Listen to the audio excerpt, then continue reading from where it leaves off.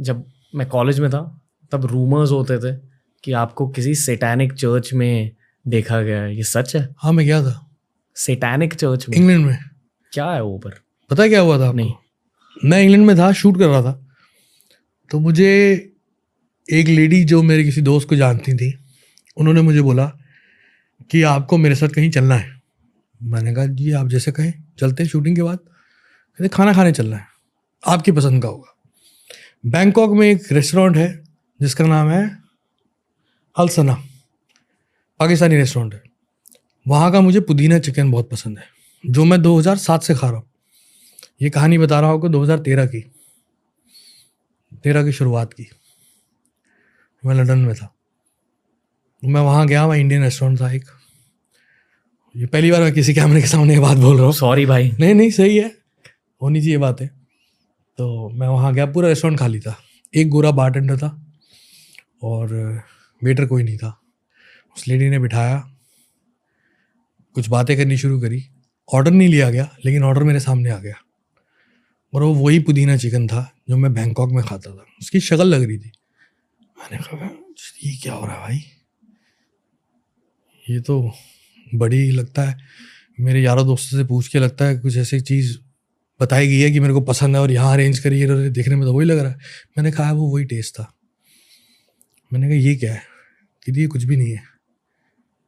मैंने कहा तो कि ऊपर चलेंगे। वहाँ सीक्रेट डोर था ऊपर एक, वहाँ पे सैटेनिक चर्च था जो खाली था, वहाँ बाहर बोर्ड लगा हुआ था। वहाँ मैं गया, मैं बहुत एक्साइटेड था क्योंकि मैं 2012 से भगवान को मानना बंद कर दिया था।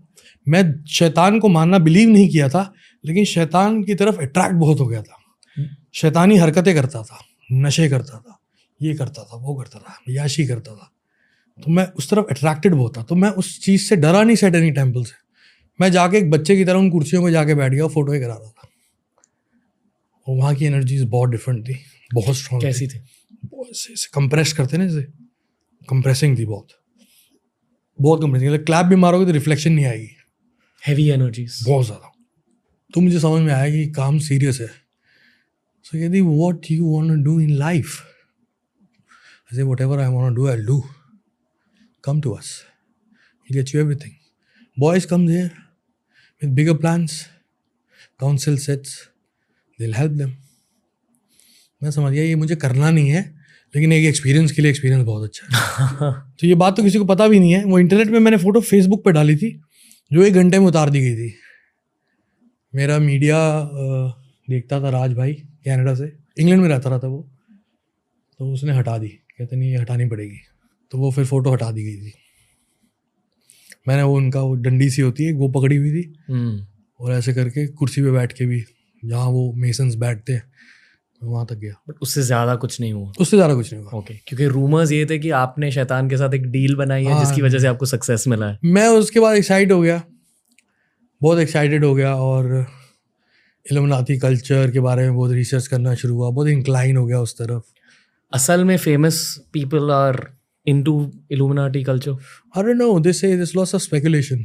Okay. सच तो पता नहीं क्या है, क्या नहीं, बट लेकिन कुछ है, स्ट्रॉन्ग है।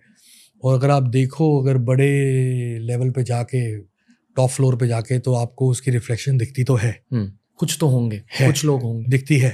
ओके, दिखती है, हर तरह से दिखती है। भारत में, वर्ल्ड वाइड, पेट्रोलियम में,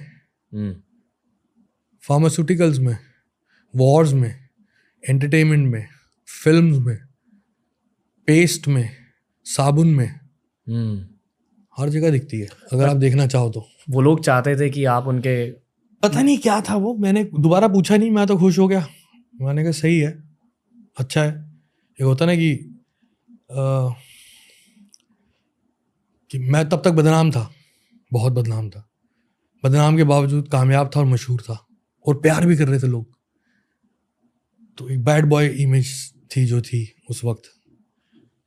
तो मैंने कहा कि जो बुद्धिजीवी लोग हैं, जो intellectual, so called intellectual, India में हिपोक्रेसी पता आपको कितने लेवल पे है, तो जो हिपोक्रेट इंटेलेक्चुअल इंडियंस हैं, जो मुझे मिसोजिनी और डबल मीनिंग और कल्चर को ख़राब करना और वेस्टर्न कल्चर को प्रमोट करना, ये सब कहते हैं, ये गाली बकते हैं मुझे, जिससे मुझे खास फर्क नहीं पड़ता कि मुझे प्यार करने वाले बहुत हैं और मैं कामयाब हो रहा हूँ। अगर कामयाब ना हो रहा तो बात अलग थी।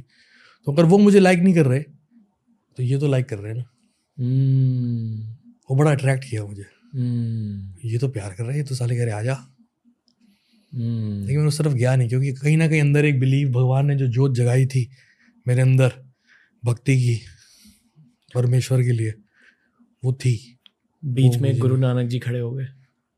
गुरु नानक देव जी ने तो बचा लिया मेरे को, मैं तो मरने वाला था। मौत आई थी मेरे घर पे, मेरी माँ खड़ी हो गई थी आगे। बहुत रहा वो फेज़। मेरी डॉक्यूमेंट्री आ रही है नेटफ्लिक्स पे इस साल, उसमें मैंने अपनी बीमारी में और मेरे करियर में, क्योंकि मेरे खिलाफ बहुत कुछ हुआ, बहुत स्टेटमेंट्स, बहुत प्रोटेस्ट, बहुत कोर्ट केसेस। जब मैं आया पंजाब की एक इंडस्ट्री से निकल के, I was a music director over there since 2005 in fact. So singers मुझे पैसा देते थे, मैं उनके लिए म्यूज़िक बनाता था और गाने लिखता था। जब मैंने खुद गाना शुरू किया तो एक इंडस्ट्री जहाँ से मैं आ रहा हूँ कह रहे साला ये तो हमारा म्यूज़िक डायरेक्टर था, ये खुद गाएगा। और जो कि इंडस्ट्री जहाँ मैं जा रहा था, जहाँ मुझे बुलाया जा रहा था, बॉलीवुड, वो कह रहे हम 30 साल से हैं यहाँ पे प्लेबैक कर रहे हैं, हमें शाहरुख खान ने कभी साथ नहीं खड़ा किया, इसको को हाथ में खड़ा कर रहा है।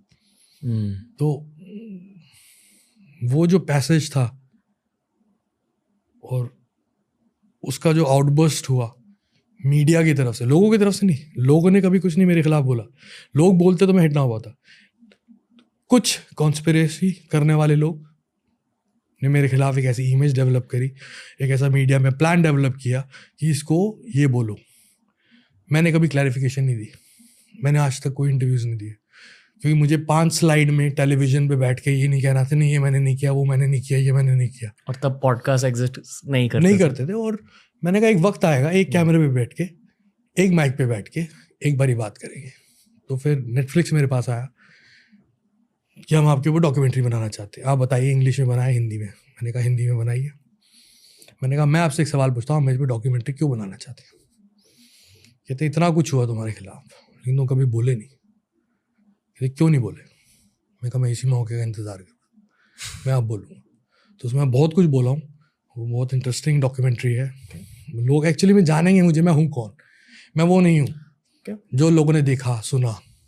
ऊपर वाले ने आपकी सोल को इतनी अजीब जर्नी क्यों दी है? इतना ज़्यादा सक्सेस हर एक के साथ हुआ है। नहीं, पर आपके साथ थोड़े एक्सट्रीम लेवल पर हुआ है। हर एक के साथ एक्सट्रीम के साथ हुआ है, हर एक के साथ। मैं कोई कंपैरिजन नहीं कर रहा, मैं तो नाखून बराबर नहीं हूँ। श्री राम को वनवास जाना पड़ा था, वनवास में जाके भी सीता माँ के साथ थे और रावण ने आके जो किया वो अलग युद्ध छेड़ना पड़ा।